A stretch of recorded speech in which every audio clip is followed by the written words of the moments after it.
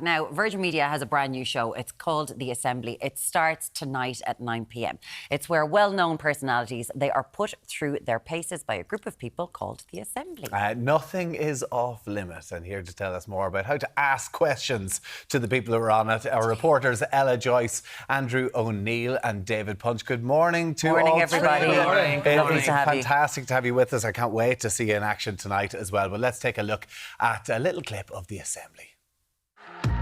34 autistic and neurodivergent adults from all over Ireland have gathered in Dublin's Docklands for a television programme like no other. Welcome to The Assembly. What's it like having your own TV show? Why did you decide to get varicose veins removed on your leg? How much did you control your children's life? This location has been specially chosen to suit our cast. There are no lights, they're free to come and go as they please, and they share the space with the crew. What do you think we should be asking? What brand of tea do you like? What is your opinion of immigrants coming to Ireland? Why do you think Trump targets you so much? Do you still think Tom Cruise is the perfect man?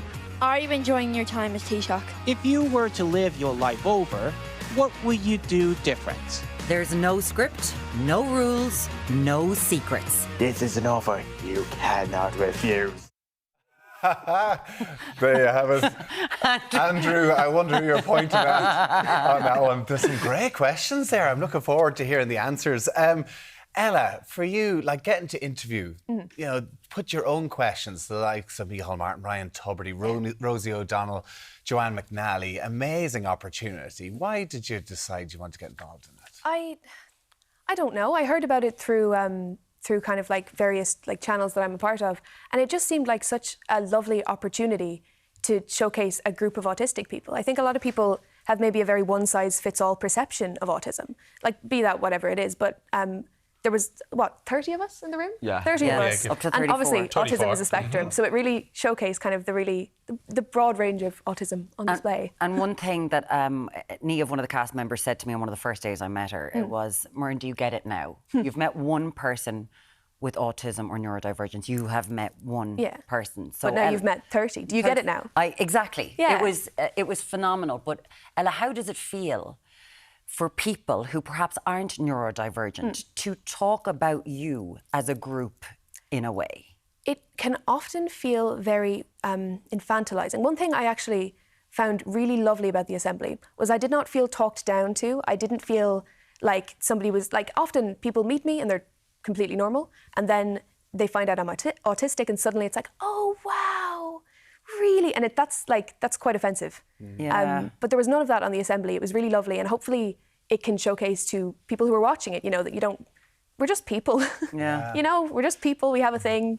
And you have your own questions and your own worries. Exactly, and yeah. getting to maybe put some of those questions to the likes of the Taoiseach must be an amazing opportunity. Andrew, from your point of view, you felt research is most important when it came to going into and preparation in the. How did you prepare for the interviews? First of all, you have to know who exactly you're going to be interviewing. Therefore, you have to do like an intensive research on all their background, what their career is, what they did, and what did that. But you have to like split the questions into different, like say a different one, like say one could be on his political career, two would be on say diet. Of course I would have done in the question in a different way. Unfortunately, too late to go back now. But the third way is either you can go on a different topic or a personal question. What's their life like? It's interesting because you get to experiment. You get to experiment around, and of course, didn't realise you're a bit sophisticated. You get too sophisticated, but don't. But try to make it sound like everybody understands. No such thing as too sophisticated. Genuinely, with Andrew, who'd walk into the room and everybody would be like, "What's Andrew wearing today?" Look at the style. Like, look, it was, wasn't it? Yeah, okay. The style was absolutely there. Looks great. David, for you, within society, we know that people who are autistic or neurodivergent, they're at greater risk of homelessness. They're at greater risk of unemployment.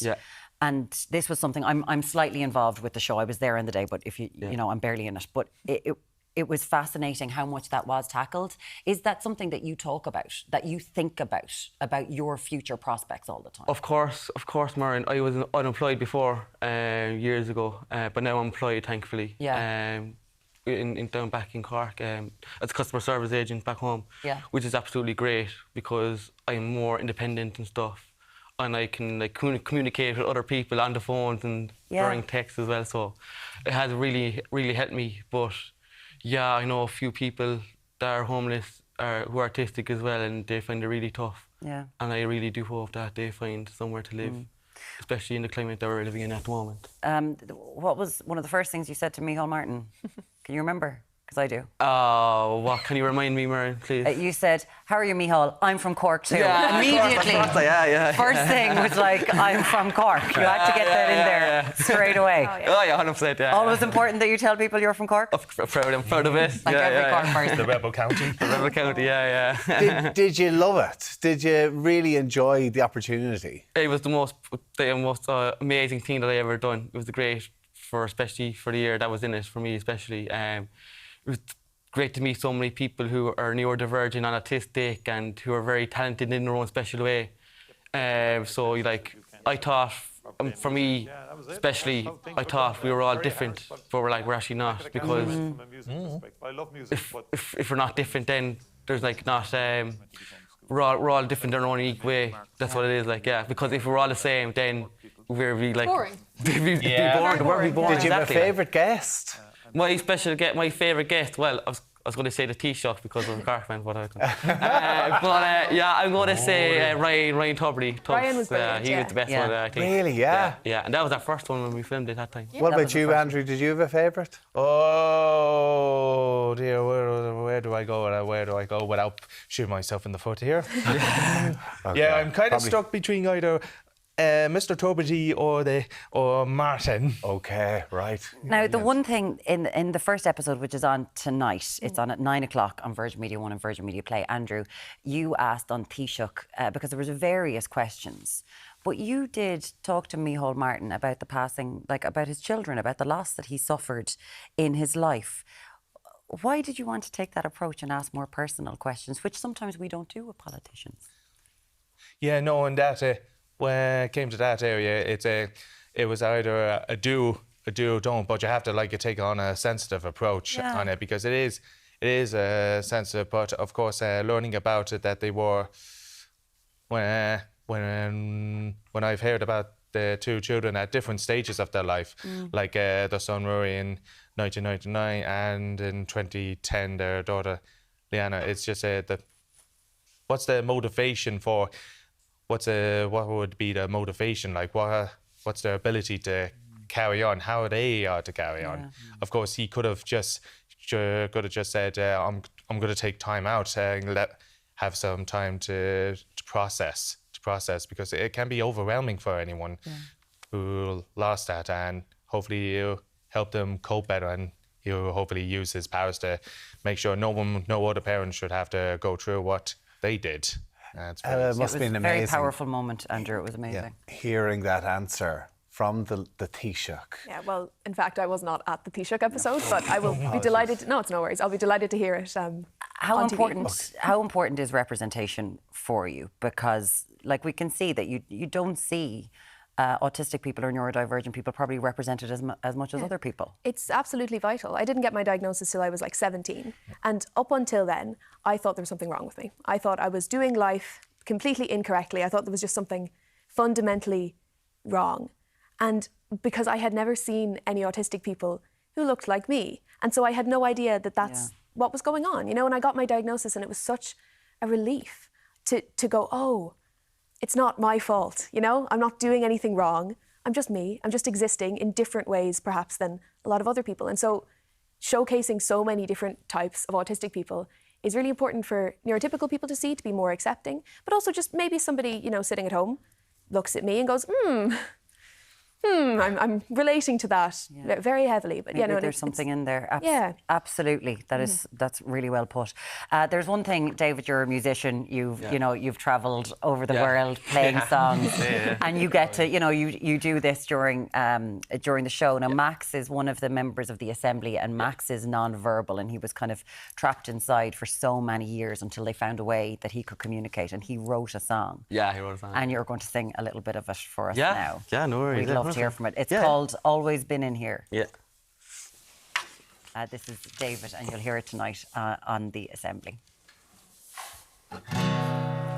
Always been in here, always been waiting for my time to shine, illuminated by the light of ecstasy, and finally you're feeling the true of me.